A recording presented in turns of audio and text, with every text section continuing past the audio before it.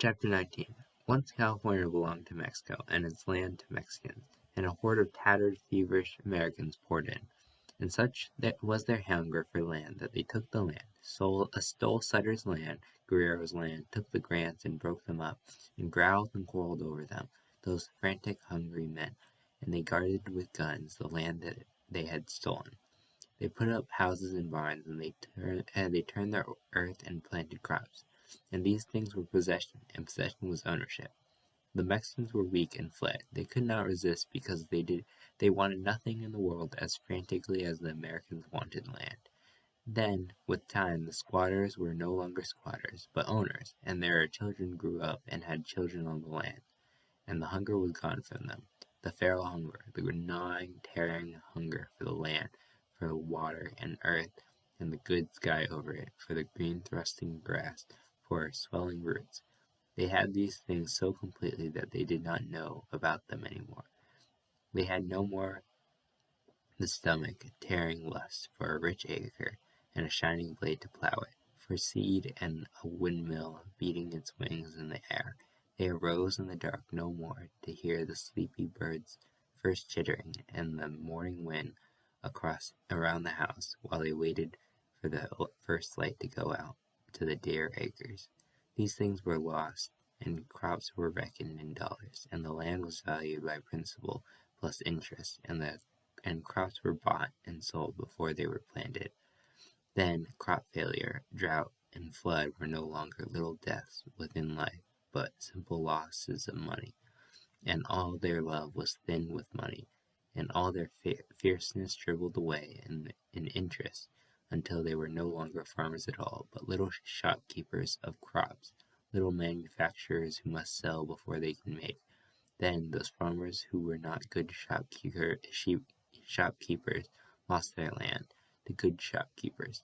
No matter how clever, how loving a man might be with earth and growing things, he could not survive if he were not also a good shopkeeper.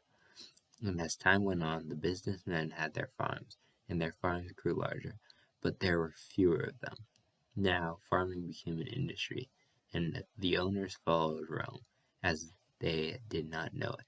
They imported slaves, although they did not call them slaves. Chinese, Japanese, Mexican, Filipinos. They live on rice and beans, the businessmen said. They don't need much. They wouldn't know what to do with good wages. Why, look how they live. Why, look how they eat. And if they get funny, deport them. And all the time the farms grew larger and the owners fewer. And there were pitifully few farmers on the land anymore, and the imported serfs were beaten and frightened and starved until some went home again, and some grew fierce and were killed or driven from the country. And the farms grew larger and the owners fewer, and the crops changed. Fruit trees took the place of grain fields, and vegetables to feed the world spread out on the bottoms. Lettuce, cauliflower, artichokes, potatoes, stoop crops. A man may stand to use a scythe, a plow, pitchfork, but he must crawl like a bug between the rows of lettuce. He must bend his back and pull his long bag between the cotton rows. He must go on his knees like a penitent across a cauliflower patch.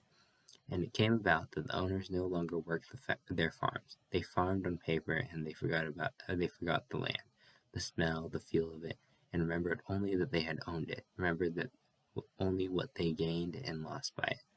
And some of the farms grew so large that one man could not even conceive of them anymore, so large that it took batteries of bookkeepers to keep track of interest and gain and loss, chemists to test the soil, to replenish, straw bosses to see that the stooping men were moving along the rows as swiftly as the material of their bodies could stand.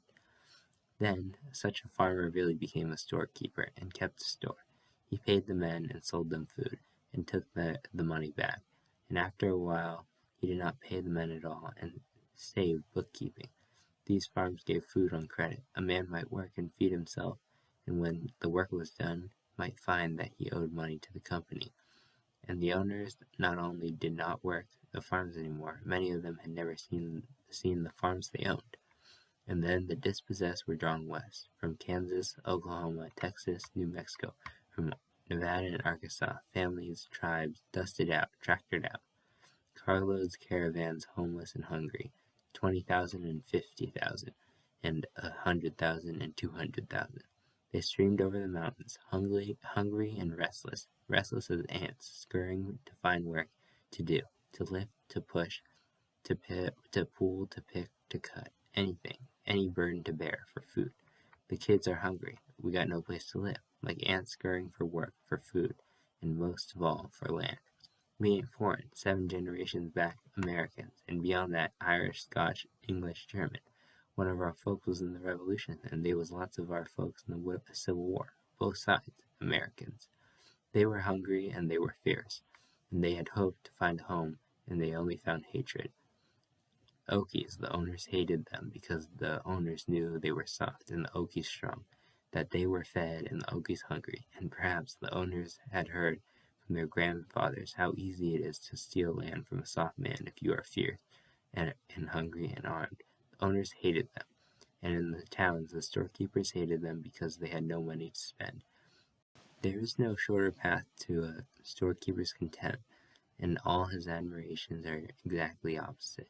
The town men, little bankers, hated Okies because there was nothing to gain from them. They had nothing, and the laboring people hated Okies because a hungry man must work, and if he has to work, a wage payer automatically gives him less for his work, and then no one can get more. And the dispossessed, the migrants, flowed into California, 250,000, 300,000. Behind them, new tractors were going on the land, and the tenants were being forced off.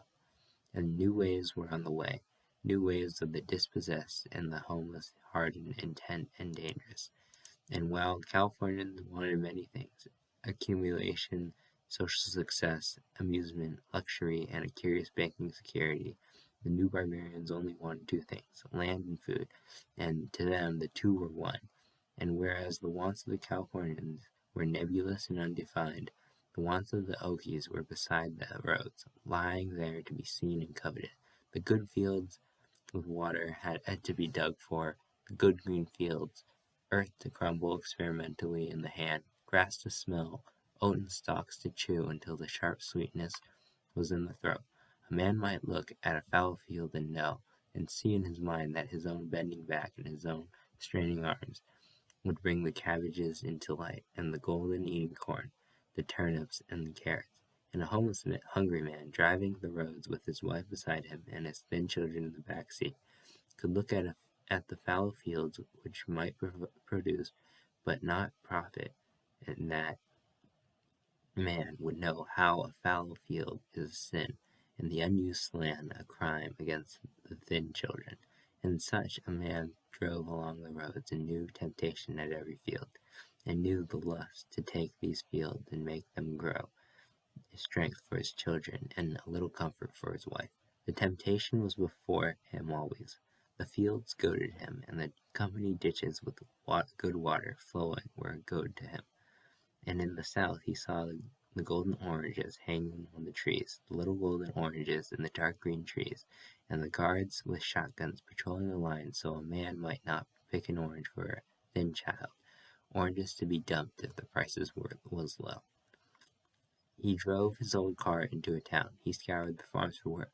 Where can we sleep tonight? Well, there's a hooverville on the edge of the river. There's a whole raft of Okies there. He drove his old car to Hooverville. He never asked again, for there was Hooverville on the edge of every town.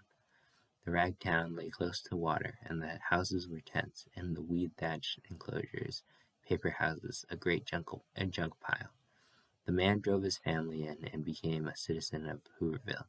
Always they were called Hooverville. The man put up his own tent as near to the water as he could get, or if he had no tent, he went to the city dump and brought back cartons and built a house of corrugated paper. And when the rains came, the house melted and washed away. He settled in Hooverville, and he scoured the countryside for work. And the little money he had went for gasoline to look for work. In the evening, the men gathered and talked together. Squatting on their hams, they talked of the land they seen. There's 30,000 acres out west of here, laying there. Jesus, what I could do with that, with 5 acres of that? Why, hell, I'd have everything to eat.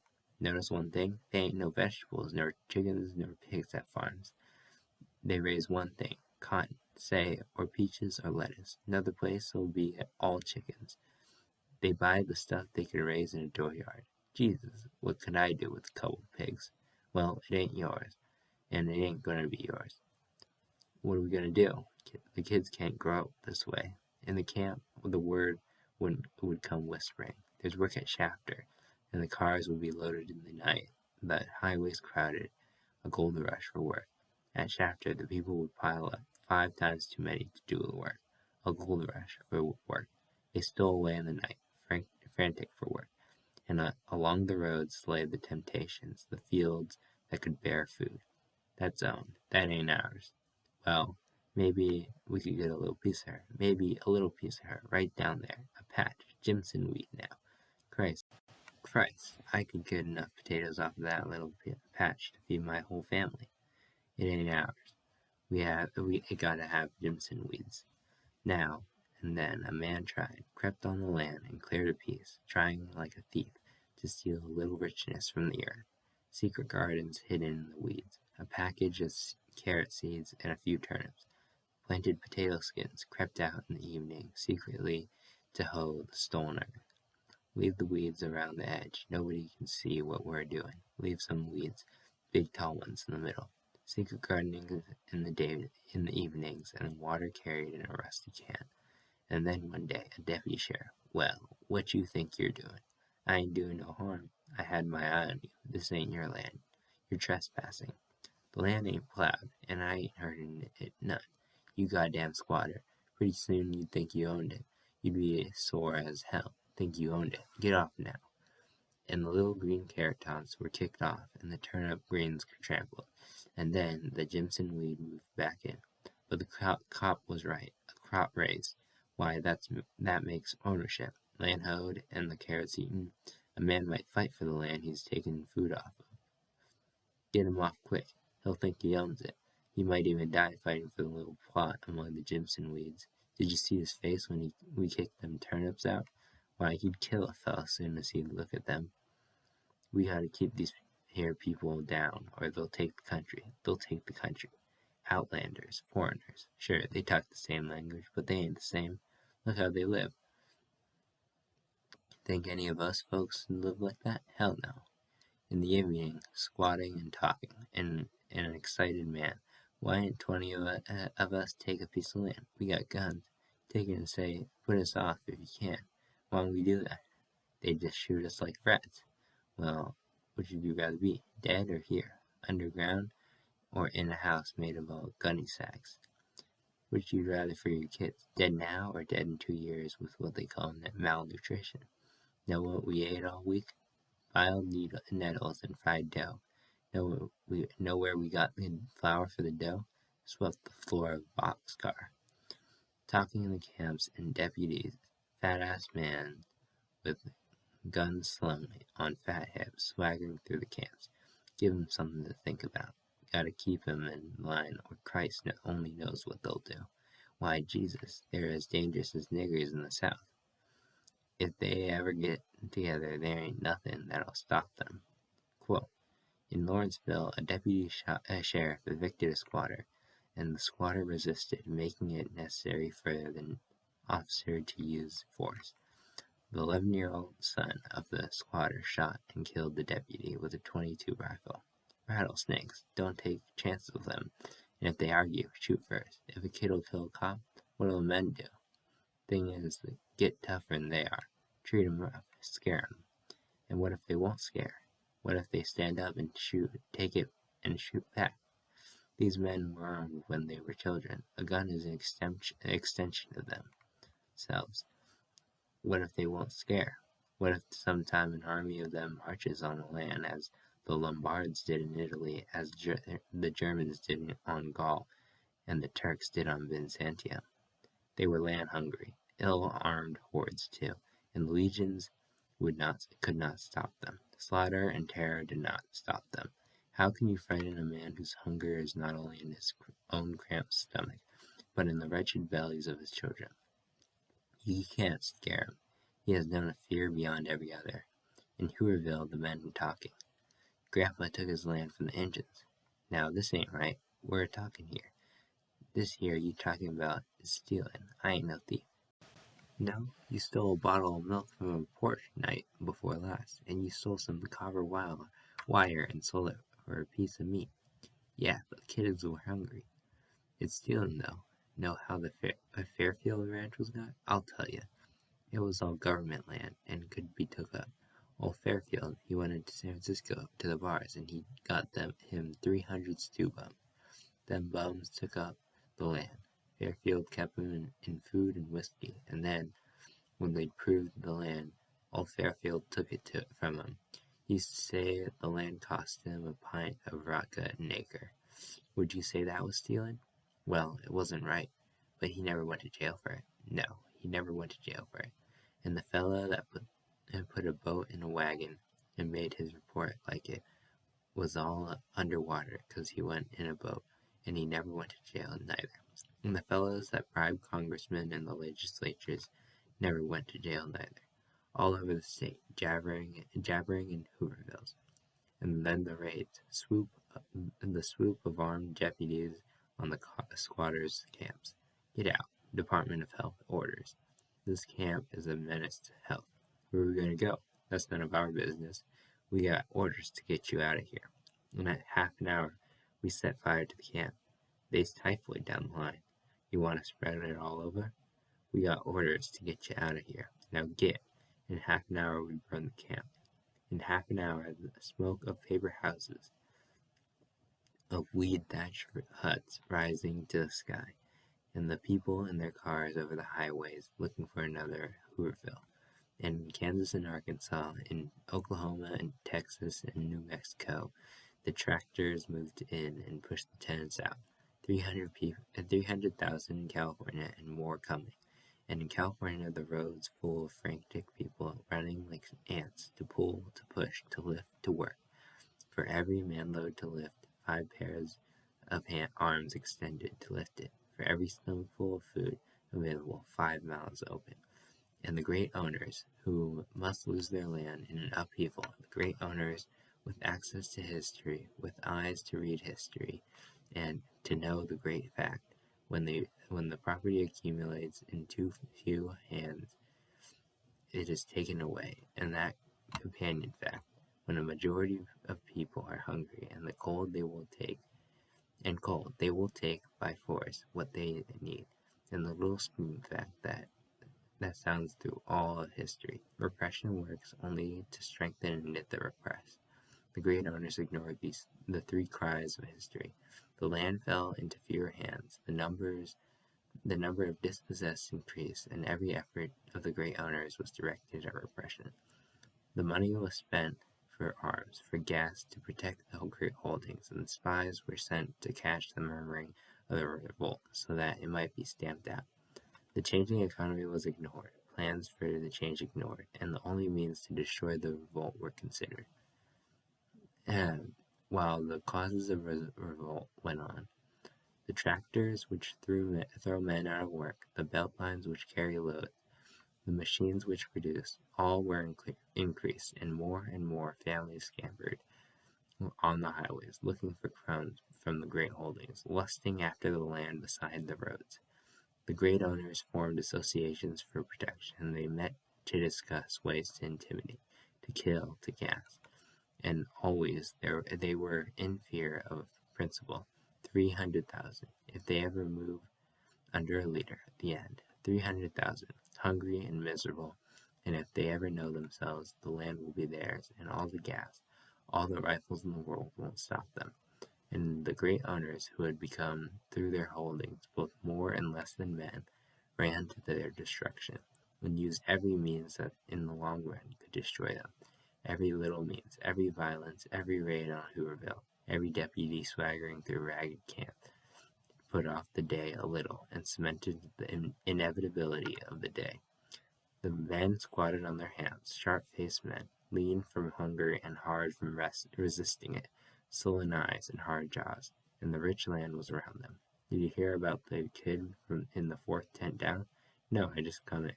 Well, that kid's been crying in his sleep and rolling in his sleep. Them folks thought he got worms, so they gave him a blaster, and he died. It was what they call black tongue the kid had comes from not getting good things to eat for a little fella. Yeah, but them folks can't bury him. Got to go to the county stone orchard. Well, hell. And hands went into pockets, and little coins came out. In front of the tent, a little heap of silver grew, and the family found it there. Our people aren't good people. Are good people. Our people are kind people. Pray God someday kind people won't all be poor. Pray God someday a kid can eat. And the Association of Owners knew that someday the praying would stop. And there's the end.